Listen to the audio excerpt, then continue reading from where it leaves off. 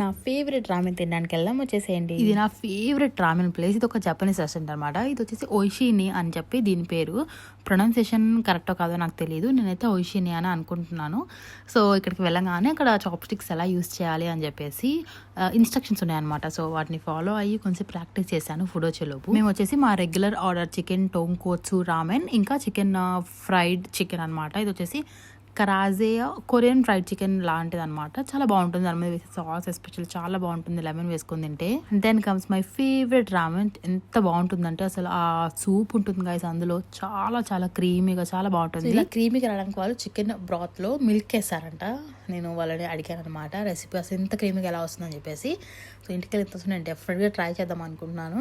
Actually మనీకి అసలు ఇలాంటి అంటే వేరే కుజిన్ ఫుడ్ నచ్చవు, బట్ ఈ రామెన్ పర్టికులర్గా చాలా నచ్చుతుంది తనకు కూడా. చిన్న రెస్టారెంట్ అనమాట ఇది. ఆమెన్స్ కూడా క్యూట్గా చాలా బాగుంటుంది. ఐ థింక్ హార్డ్లీ ఒక 10 people కూర్చోవచ్చు అంతే. ఆమెన్స్ అయితే నేను వీడియోస్ చూస్తాను అనమాట, జాపనీస్ రెస్టారెంట్స్ అవన్నీ అక్కడ ఎలా ఉంటాయని చెప్పేసి. అలానే అనిపిస్తుంది. ఇంకా ఫుడ్ అయితే చూసారు కదా, బౌల్స్ ఎంప్టీ చేసేసాము, అంత టేస్టీగా ఉంది. జాపనీస్ ఫుడ్ నాకు ఐడియా ఉంది కానీ కొరియన్ ఫుడ్ అయితే నాకు ఎక్కువ ఐడియా లేదు. మీకు ఏమైనా తెలిస్తే కామెంట్ చేసేసేయండి. అండ్ ఇక్కడ ఒరిగామితో ఇలా చేసి పెట్టేశారనమాట పేపర్స్ తో, చాలా క్యూట్ గా ఉన్నాయి. అవి నేనైతే కొన్ని తీసుకున్నాను.